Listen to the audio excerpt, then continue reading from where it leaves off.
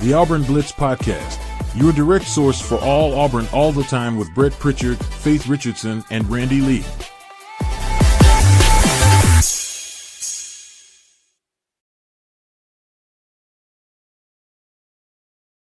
What's up, everybody? Welcome into the Auburn Blitz Podcast here on this Thursday morning. We're glad that you've joined us wherever and whenever it is that you join us each and every day and make an Auburn Blitz part of your daily Auburn athletic intake. Brett and Randy here to get things started on a Thursday. A lot to dive into. A couple of days out from Auburn, Oklahoma. And could this be a breakout game for Auburn? That's the question. Going to talk about some guys that are going to be out and some guys that are going to be probable. When you look down and see some of the injuries for Oklahoma, it ain't pretty for them either.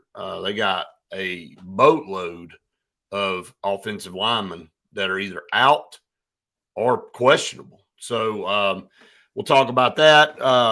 And I guess what we'll start with, Randy, is some pretty groundbreaking news yesterday with the NCAA going ahead and deciding to eliminate the spring portal window, which I've thought since day one was dumb all the way around and caused way more chaos than it did help anybody, including the players. So we'll start there. Glad to see that they did away with that. It didn't last long, but it didn't need to last long.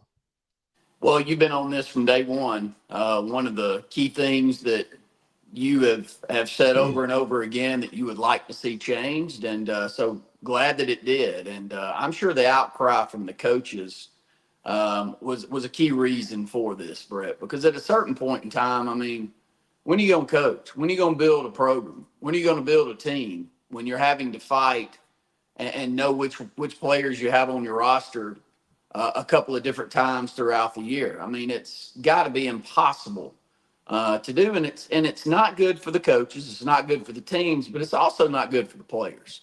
You know, at a certain point in time, you know, if there is a better road ahead for you at a different place, then I'm all about going and taking advantage of that. But when you're unwilling to even stay somewhere more than 6 months, how do you know if the place that you decided on 6 months ago is not going to be the right place in a couple of years? And it just gives too many options out there. And so I think this has been needed.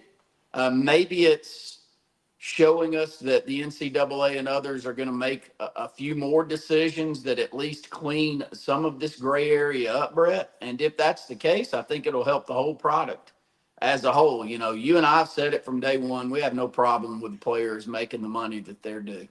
You know, I'm all into capitalism. I'll jump up and down and fight for that until my last breath. But not all decisions that are made around, you know, 17, 18, 19-year-olds are the best decision for them in the long term. And allowing someone to bounce around, which, how the hell do you get an education when you do that, Brett? Well, really, like if academics and don't matter. College, we've made it non-essential.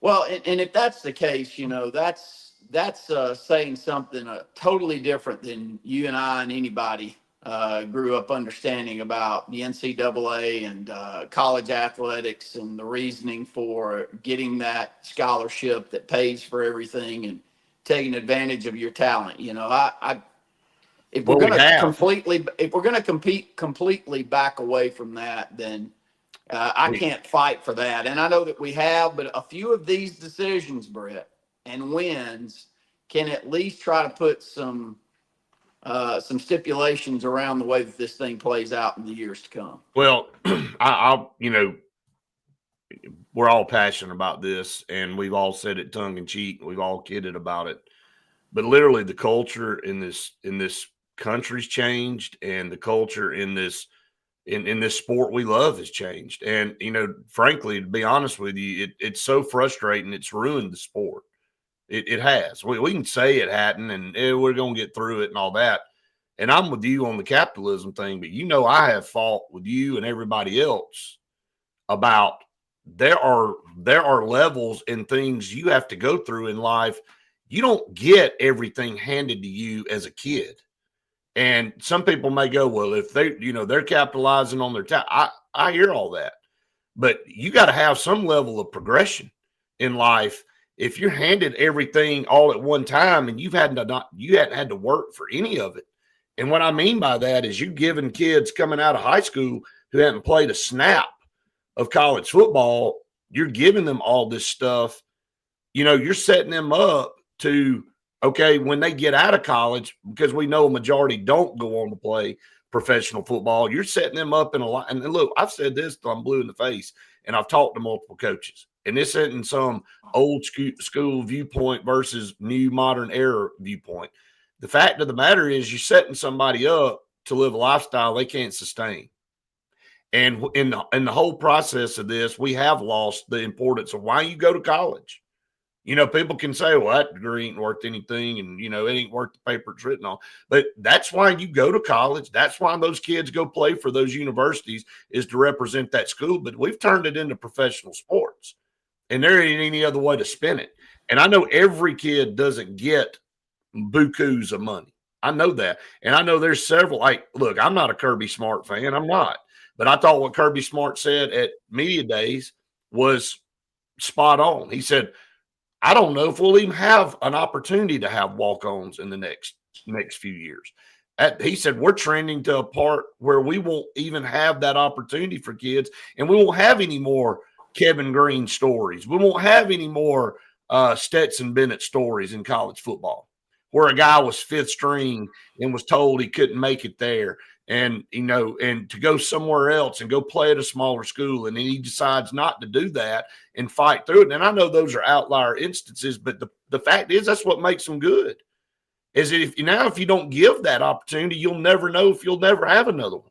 So I just think that we've all become so hungry for money, and all of us have, and driven. And it's like you said, it will jump up and down on this side for capitalism. That we want people to be able to go out and do whatever they can do if they're willing to work for it. But that's not really what this is all about. This is about cutting corners, making a sport a professional sport when we already had a professional sport. Why do we need another one? And then it's just take it to the legal system and sue everybody's pants off to the point where you just get what you want. Now you don't have any governing body at all. That's why we're where we are.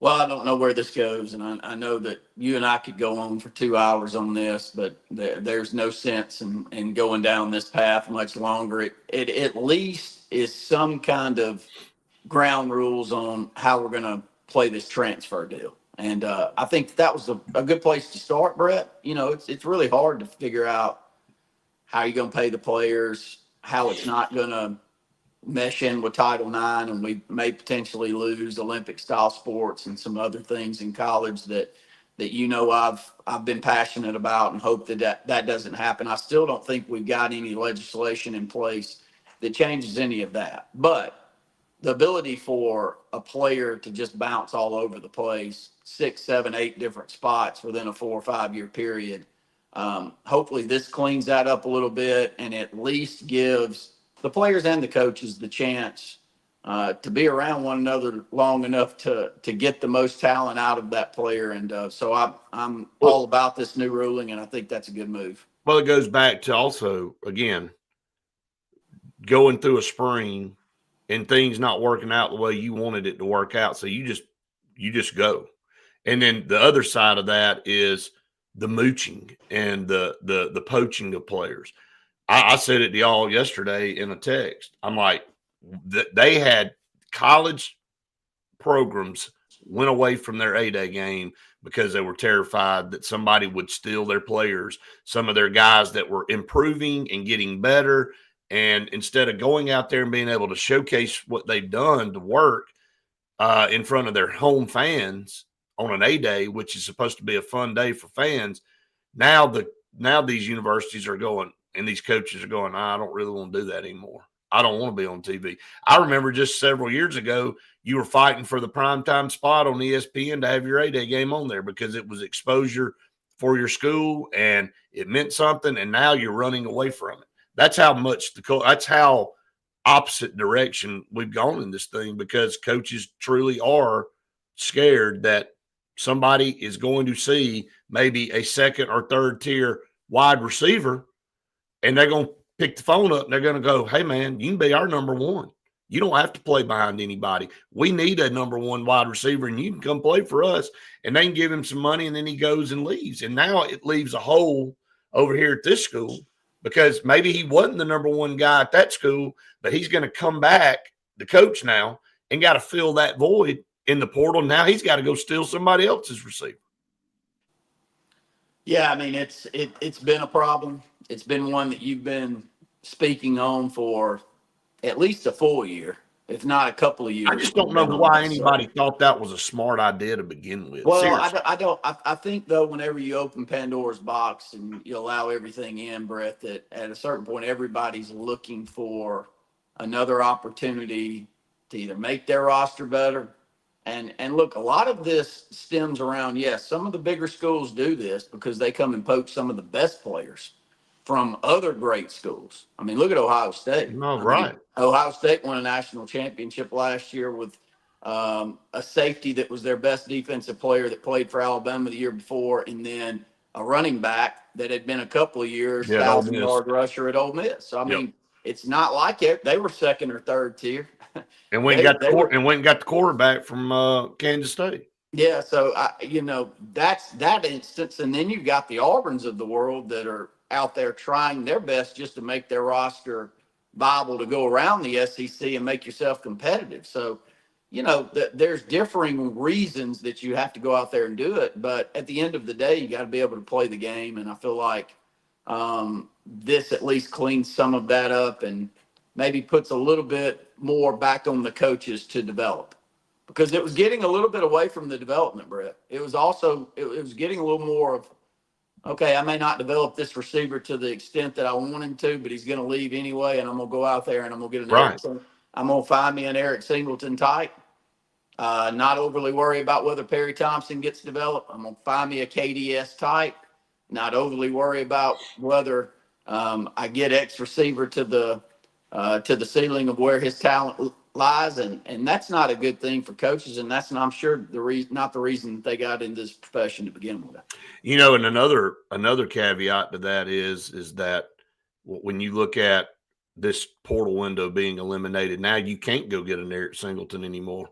Yeah. After spring, you can't go get whatever. You can't go like Auburn picked up, and I know they didn't pick Eric Singleton up in the second portal window, but I'm saying that you can't go get maybe a couple of D linemen to fill a gap anymore. You got what you got.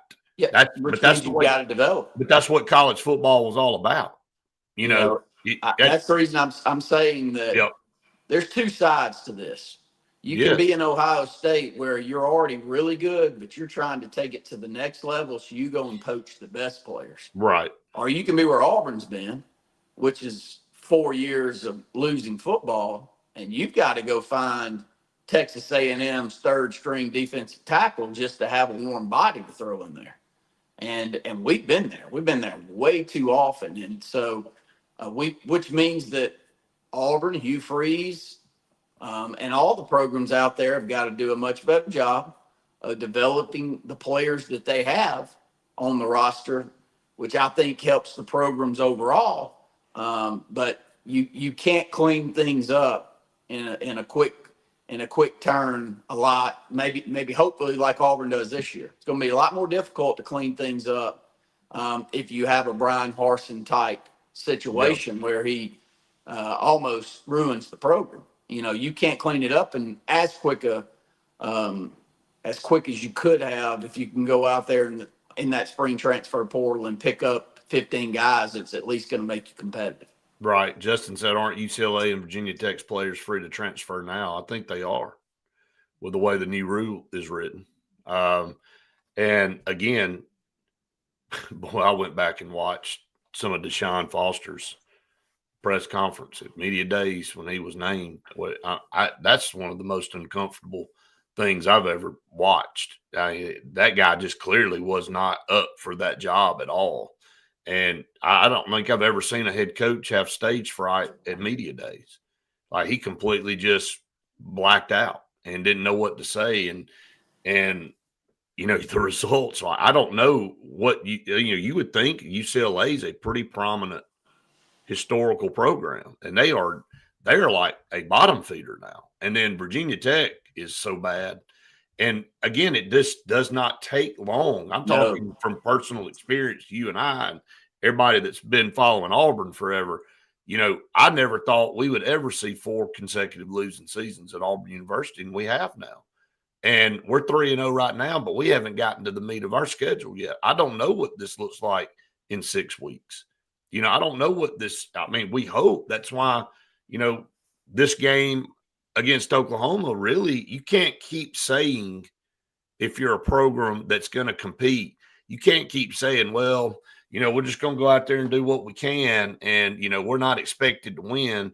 So, we're already going to chalk this up mentally, because that's what the national pundits are doing right now. The national pundits really aren't giving Auburn a chance in this game. If you want to go around and look and see what people are writing and what they're saying, the point spread continues to get higher. It's 6.5 now for Oklahoma. So there's not a lot, and it's in some, like, man, Oklahoma ain't no world beater, dude. I mean, I've said it. They're Bad not. football team last year. Not even a semi-good team last year. They're terrible. They won 2 conference games. So, the bottom line is that, is that where you are now? And I think I remember talking about Tennessee playing in a national championship game and then going on 20-year run of mediocrity. They would have a flash in the pan every once in a while. And they made a couple of SEC championship games. But for the majority of 2 decades plus, Tennessee was a mediocre at best football program. And it's like Tennessee fans were like, man, what happened to our school? What happened to our program? It went through coach after coach after coach, couldn't get any consistency. The administration couldn't get on the same page, and it was just total chaos, man. And so, yeah, your program can go from the penthouse to the outhouse very quickly. And when you go to the outhouse, it's hard to come out. Now, we've kidded over the years that Auburn somehow figures out a way to go from the outhouse to the penthouse in less than 12 months. And we've proven that we've done it a couple of times in recent memory. But we haven't been able to pull out of this abyss yet. We hadn't pulled out of it. Well, and I see your title to what we're talking about here is how important is this game on Saturday. And I think you just said it perfectly. That we have given the national pundits no reason to think that we can go on the road and beat an Oklahoma team. But we can Saturday. And here's the thing about Auburn. I mean, the national pundits and the SEC loving football fans, they know what Auburn's program can do when we get things going in a positive direction. They know what kind of fan base we are. But they've also watched us for 4 straight years be subpar. So, you've got to give everyone a reason to jump on board. And that's the beauty of football, and it's the beauty of the matchup. I'm a lot more comfortable going on the road and playing Oklahoma than I would be going on the road to play Georgia this week. Put it that way. Of course. No doubt. It's a good matchup for us, and this season's schedule lines up perfectly. But you got to take advantage of opportunities like this on Saturday. And I see Tubbs Tiger with Crawford out, and we don't stand a chance, all because players won't wear knee pads. Unreal. Look, there's a lot of question marks in that secondary for Auburn too. And when you look at that secondary, Brett, you've been to practice and you're really high on that secondary. Let's go there. I mean, I would say you were more high on the secondary than you were any other position group coming out of fall practice leading into game 1. What are you like? What's your opinion now, and why do you think we're in a position where you're head scratching at this point in time? And it's not, the end of the world, because DJ Durkin took subpar for performance the first few ball games in the secondary last year, and then by the end of the year, we were an outstanding group. So you get what I'm asking is, do you still see that potentially in the future for this Auburn team? Yeah, yes. Look, Faith and I talked about this yesterday or day before. I can't remember exactly. we were standing on the sideline at Baylor. Me and Faith and Jason Caldwell, like into the third quarter when Auburn had not stopped anybody again. And I was like, everybody that thinks we go to practice every day is going to be like, what the hell are they watching? Because all we've heard is how great the secondary is. And all we've heard is we're not real sure about Jackson Arnold. And it's completely opposite. Like Jackson Arnold's out there tearing it up and ripping it up. And this secondary can't tackle anybody and they can't cover anybody. Like it was like one of the most I told Faith the other day, I said, I got pissed off on the sideline at Auburn secondary because I'm like, they're making us look stupid. Like we come and report and do these videos and all. I'm like, damn, like what in the world? Like, why are y'all playing so bad? But I do think there is a ton of talent back there.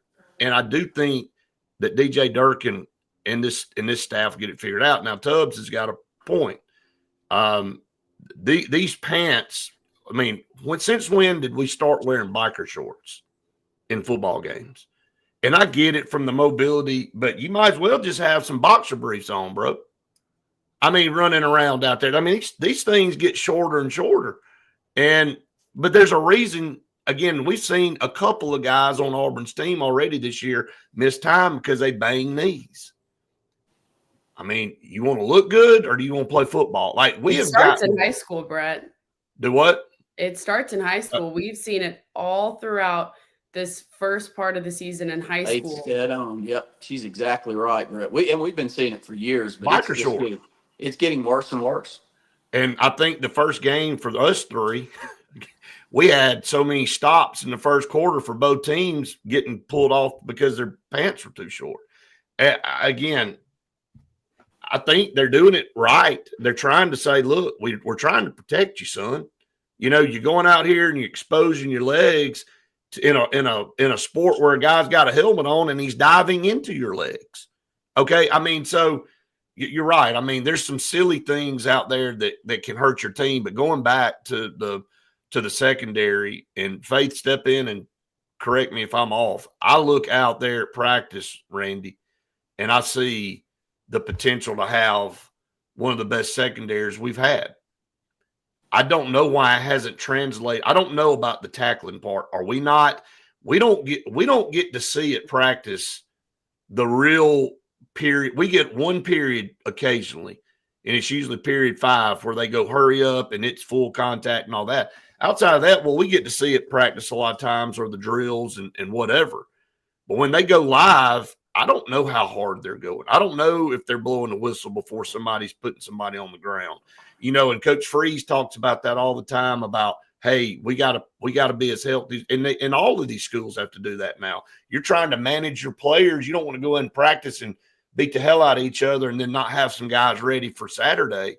But I don't know, is that a problem? Like the physicality part of practice translates over to the physicality part of the game. I don't think, if we were the only ones not playing physical in practice, then I would think it's an issue, Brett. But I don't think any of these teams put these players through what they did, say in 81 when Pat Dye came in and they went through straight uphill, or when Bear Bryant took the Junction boys out and ran off half the team. I mean, they just don't put the players in for good reason. I mean, I'm glad that they don't, because they keep them around. I'm going to step aside, but I must take this comment from Shaker Jack before I go, because I do have inside knowledge of Charzell, maybe as much as anybody. And so, Shaker Jack, thanks. One, send us as many comments as you can.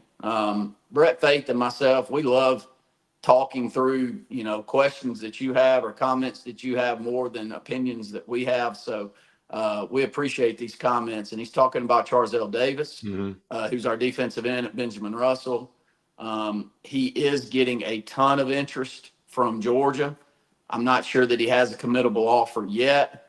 But here's what I know about Charzell. I coach his younger brother that I think is going to be one of the biggest prospects in the state, if not the country, in a few years. He's in the 6th grade right now.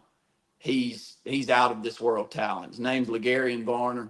I can go ahead and be the first one to say it on air. as an Auburn fan. He's exceptional. But Charzell's a sophomore, and I've been coaching his younger brother in basketball for a few years too. And I'd call Brett and I said, Brett, there's this kid that keeps walking in the gym, and I'm telling you, he gains 8 or 10 pounds every time I see him. And within the last year, he's put on about 50. He's 6'2", 285, plays with great athleticism. They've got an older brother that's 6'6", 6'7", that Brett and I called much skinnier version of Charzell. And the reason that I say Ligarian's going to be one of the biggest prospects, I think, in the country is he's a mix of both. He's got good strength, good size, great athleticism, but I think he's going to be 6'5" to 6'7". I don't know exactly how tall he ends up. But I'm certainly hopeful that Charzell is a sophomore. He is a 28 kid. 28. And ridiculous. He's already got 6 or 8 offers Division I, but they're all smaller schools, Brett. I don't want to, be wrong by that. You know better than I do there. But he was at Auburn for Ball State with the other VR kids, right? Correct. Correct. Yeah, he was with all those guys. And Faith, he could project to be an end, which he plays for us now, but I think he's got the build for a defensive tackle and an exceptionally athletic defensive tackle, kind of a Marlon Davidson type player where you could be versatile enough to roll outside if it's a run option. Right. Or you can throw him down inside. And yes, he is about 6'2", 285. And, look, I'm cheering him on. I hope and pray that Auburn stays on him. And I know that they are, Brett. And we give him a committable offer before, say Alabama and Georgia do. But look, Brett, you and I watch him. I'm coaching this 6th grade group tonight. I keep getting this brought up to me wherever I go. Like, what's going on in Ellick City? I don't know. I mean, sometimes we get this 6 to 8 year run where we don't have any, and you look at each other and go, where did they go? And then you get a 6 to 8 year run. Like, are they coming out of the woodwork? Where are these kids? We're just in the middle of it. Right. There's like, I could name 6 or 8 more in these next 3 or 4 classes that I think could be as high recruit as Sedarian.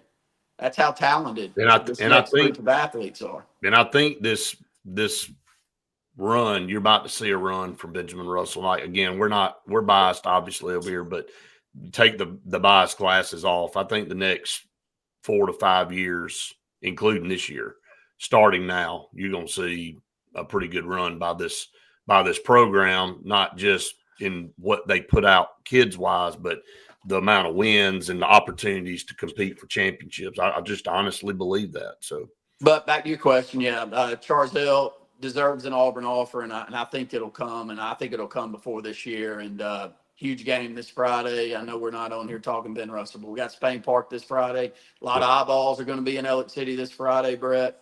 And so if he plays as well as he's played the first few games, I'm sure there's more offers coming here in the next couple. And great family. Wonderful family.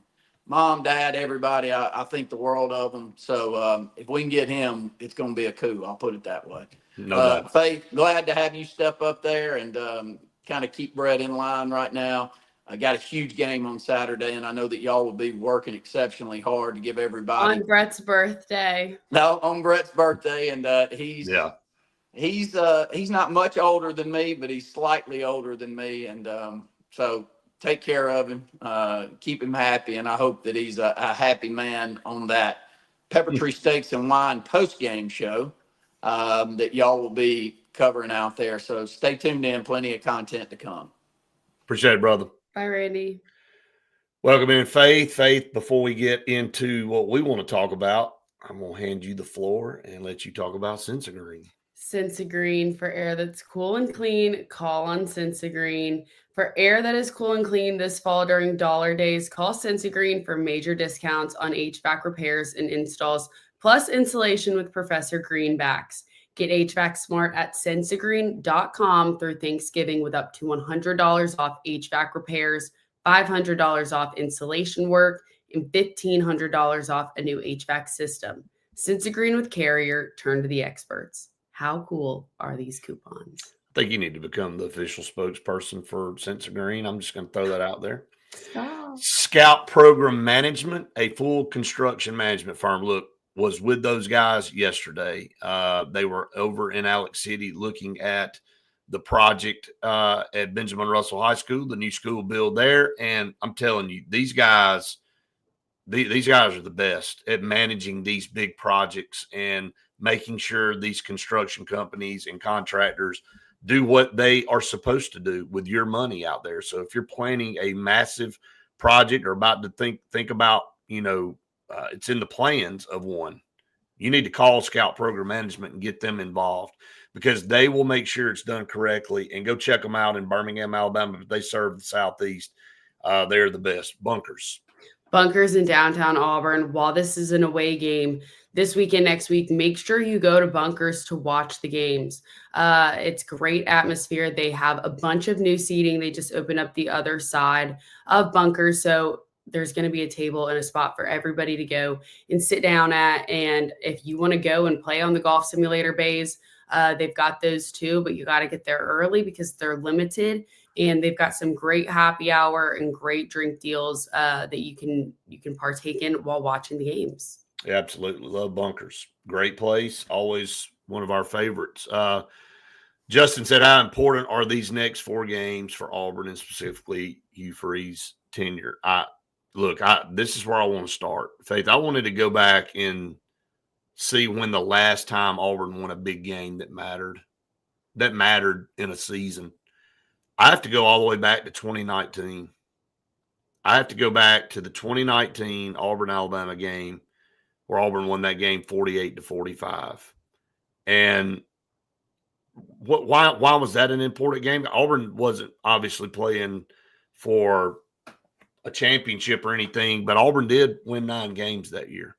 And they went to the Outback Bowl. Now they lost 31-24 to Minnesota, which was not good, but I have to go back to 2019 where Auburn finished 5-3 in the league and 9-4, only behind Alabama at 11-2, 6-2, and LSU, which won the national title at 15-0, 8-0. But Auburn, very competitive in that game.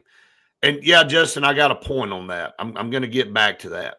Up until now, that was the last meaningful game. Now, Auburn beat Texas A&M last year, and we were all excited and all this kind of stuff. People stormed the field, and you almost got trampled, Faith, and that was an experience in itself. But that was a big win because, frankly, Auburn hadn't won anything in so long. It was, and Texas A&M goes on, and they had a good team, but it's like, was that worthy of storming the field? Well, it was not about really beating A&M. It's kind of how the game went. We gave it away again. We were so used to giving games away as Auburn fans at that time. You were sitting there going, Auburn just hands games away. And then now they turn around and they find a way to come back and actually win one in overtime. So everybody stormed the field. But the game really didn't mean anything, right? In the scheme of things.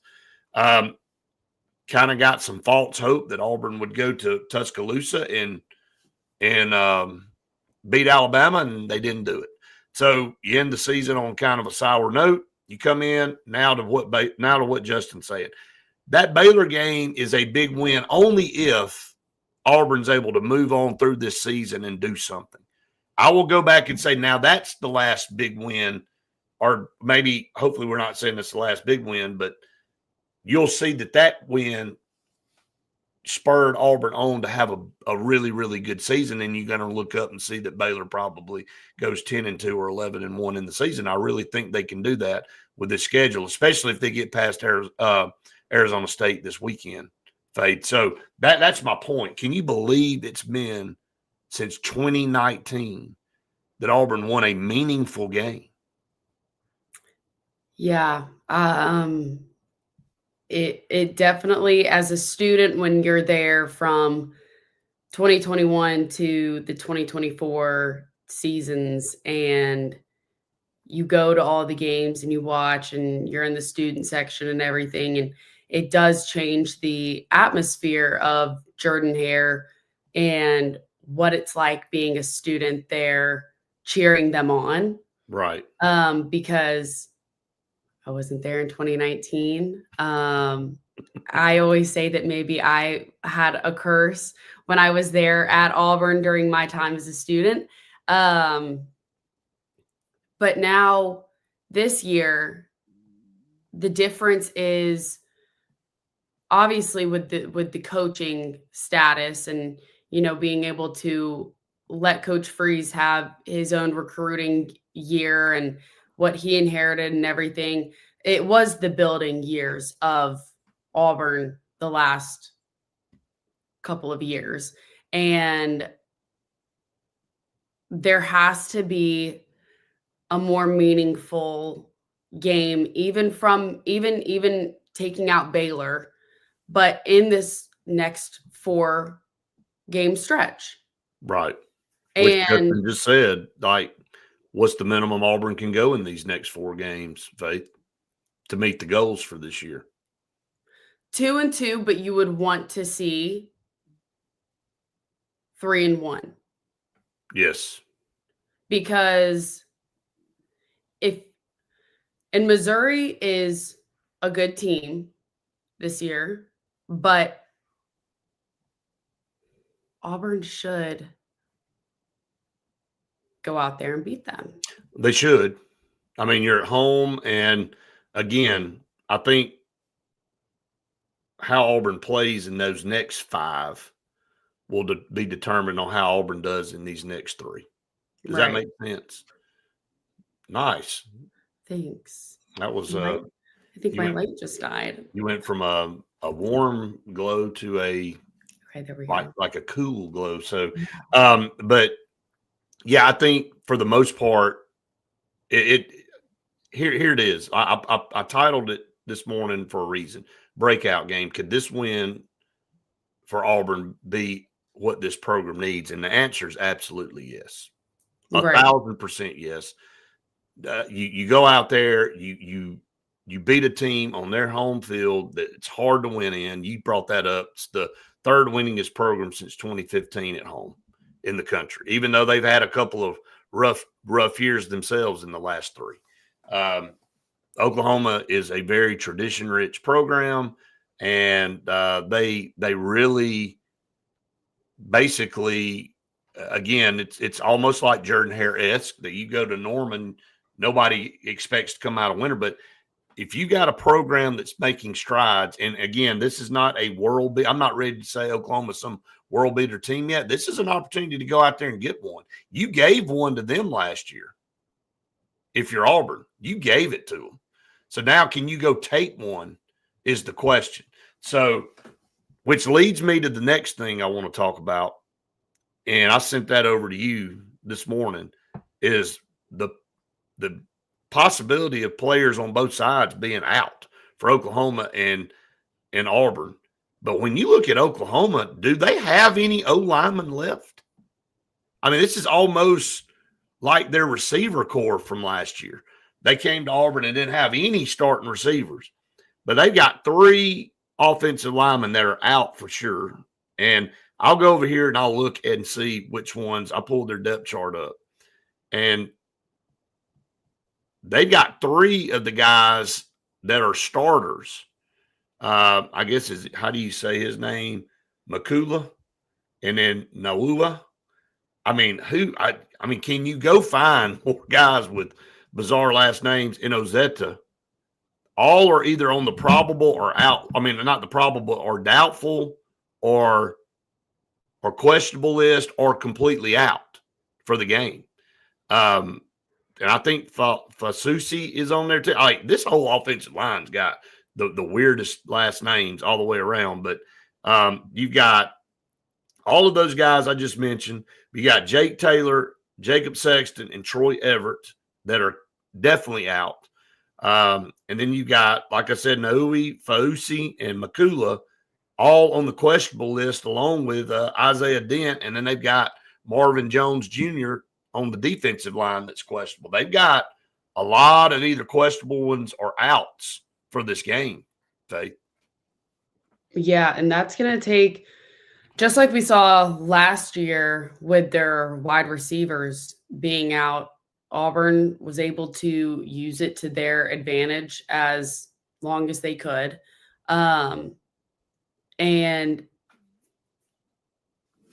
how I think Justin's right. Jared Smith and Keldrick Falk, a combined 5 sacks for Saturday. I mean, Would be huge. if their offensive line is, or their starting offensive line is either going to be shaken up or Banged injured, up, or playing yeah, banged up. you've got to take it to your advantage, and you've got to be able to go and get pressure and hopefully make something happen on the defensive side because, I mean, you see what happens when a lot of these quarterbacks get the pressure on them and they get all frazzled up and everything like that. And I don't know what the right word is, but You get frazzled up too if some of those big guys are running at you. oh my gosh. I I'm mean, just going to tell you seriously. right now. Yeah, and their edge, their elite defensive end is out for the first half because of the targeting. So no, look again. We're setting the stage. Auburn has a great opportunity to go out to Norman, Oklahoma, and get a win. Play well. Go play well. If you go play well and they beat you, you just have to tip your hat. But if you go out there and you turn the ball over 3 times and you have a boatload of penalties and you're playing behind the chains and you go out there and you do all that and you lose by 4, then that was your fault. But if they play elite and we play elite and they beat us by 3, 38-35, sometimes you just have to, it sucks. You don't want to lose, but you can say, well, okay. I mean, Tennessee and Georgia is a prime example. Tennessee obviously wanted to win that game, probably should have won that game, but they didn't. But if I'm a Tennessee fan, I'm going, well, that was more on us than it was them. We played well. They played well. We screwed it up at the end. We had our chance to win the game and we didn't. I'm thinking a way that, man, Tennessee's still a really good football team that's going to win a lot of football games this year because they took Georgia to the nth and had them beat and they didn't finish the game. That's different than going out there slopping around and not looking the part and just basically going, here, we're not on your level because we can't do the little things right. Auburn's got to go show up and they got to go play. And so that's, to me, like Justin just said, fast start. Yes, get out to a fast start. Don't get down 10-0 and feel like you got to fight uphill the whole game. Hey, come out there and be confident. I think Coach Free said every possession should end in a kick. It should end in an extra point, a field goal, or a punt. You don't need to be turning the football over and giving them a cheap one. And that's what we did last year against them. We threw a pick 6. Peyton Thorne threw a pick 6, and it ended up being the difference in the game. Yeah, that's what altered the game and it changed the momentum and everything. And definitely working that game was a classic. It felt just like a classic Auburn moment, especially when there were so many turnovers and interceptions thrown by the Auburn offense throughout the whole season. And I felt terrible for 2 people. Well, I felt terrible for myself, first of all. I ain't going to lie, because I think me and Kim were the last 2 people that walked out of the stadium. We walked out of the stadium with Jordan Rogers. He was coming down the steps from the booth to walk out, and he happened to be walking out with us. So we walked out the stadium with Jordan Rogers, and he was shaking his head going, I can't. I said, oh, I can. I can believe it. I know how. This is how we do things around here. But I felt sorry for Braden on the sideline because he was finally going to get to see working with the field crew and all that. And they're like, man, it's going to be fun.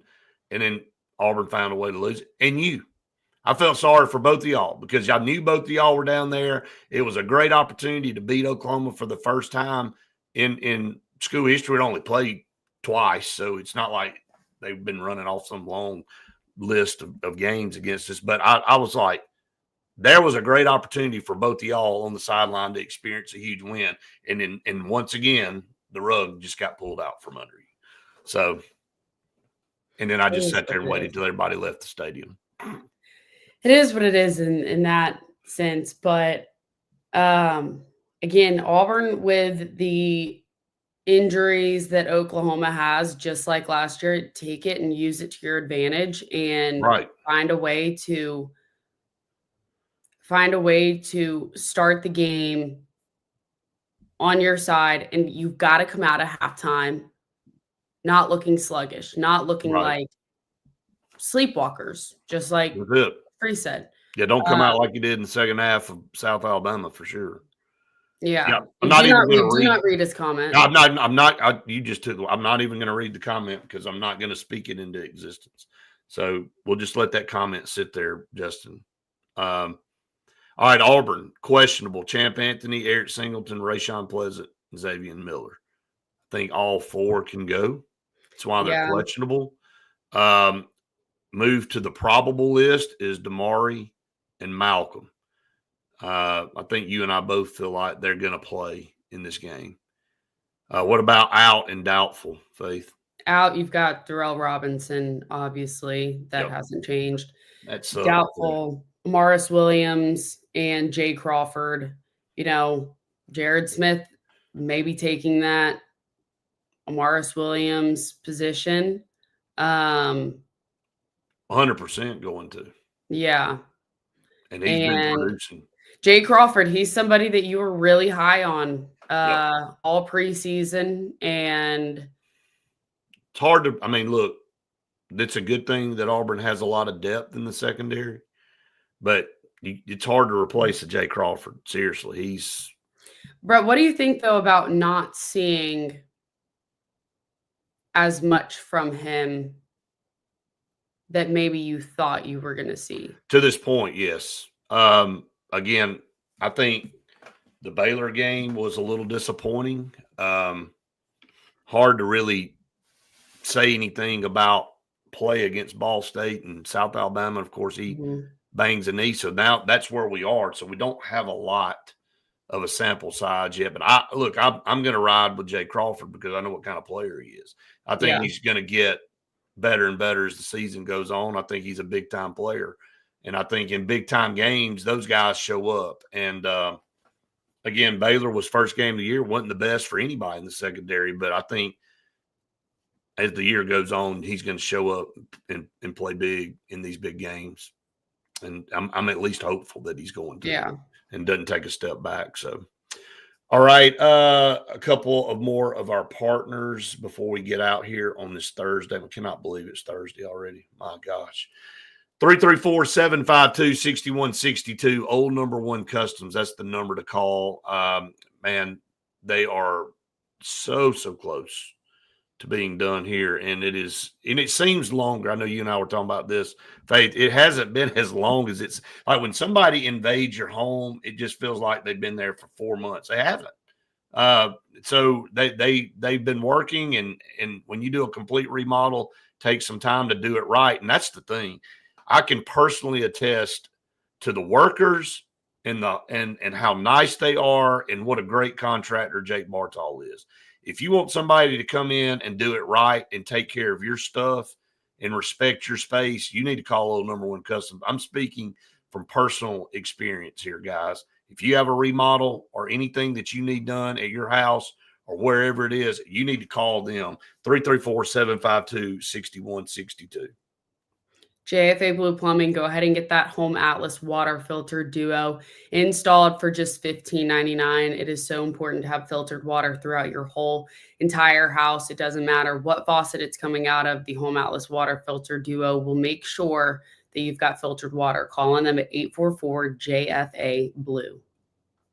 And Oliver Ross, if you've got a tailgate, if you've got a party, sorority, fraternity, whatever date, party, or whatever just function that you've got going on, Oliver Ross is going to be the bartending service for you. And it is so important to be, with a bartending service that can take care of you while you don't have to do any of the work. So call on Oliver Ross. They've been doing a lot of sorority and fraternity date parties. So call them for your tailgates. Absolutely. All right. Jerome said, hey, Brett, who won last week? I was close, wasn't I? We will name that tomorrow, Jerome. We're always going to release it on Fridays. I know that makes everybody wait, but we want you to get your predictions in for this week. And again, Yeah, get so I those need out there. everybody to send them. Yes, send the predictions in. Yeah, I mean, what are you waiting on? Jerome just sent his. Hey, and the Yeah, go ahead. tiebreaker is John Mateer. yes, John Mateer's passing yards. I was like, whose passing yards is it? Yeah, quarterback for Oklahoma, Jerome. Mhm. John Mateer passing yards. Throw that out there. And then we will announce tomorrow who won the prediction from South Alabama. And again, get those predictions in. It doesn't cost you anything. And then what you have a chance to win is unbelievable. So you'll get that in and got more hats. You do the passing yards. That's right. Got to get the passing yards, Jerome. Throw them in there, buddy. Comment on that. But again, appreciate all of you out there that watch every single day and comment away. We love it. And you don't have to agree with us on anything. You can throw your opinion out there and we appreciate it so much. If you haven't subscribed, go do that. Make sure you hit the like button. That helps us out tremendously. We are over 11,000 subscribers now on YouTube. So thank you very, very much. That happened pretty fast, to be honest. So we appreciate all of you. 245 there for Jerome, for John Mateer. I like that. If he's Justin, I still haven't gotten yours. Justin, if you're still watching, you need to get the prediction, I guess Submitted. Yeah, submitted, whatever I was looking for. I don't know. Get it put in. And Faith will make sure it is taken in on her side. She's keeping up with all these things. She's going to crack the whip on all of you guys if you don't get your prediction in. I'm just telling you. Yeah. So, all right, Faith, anything else before we get off this morning? Hope everybody has the best day ever. As always, and be nice to people. It's just as easy to be nice. We're going to say that every day. It's just as easy to be nice and helpful to someone than it is to go out and do harm. So make sure you do that. And again, we will see you tomorrow for another episode of the Auburn Blitz. Have a good day, everybody.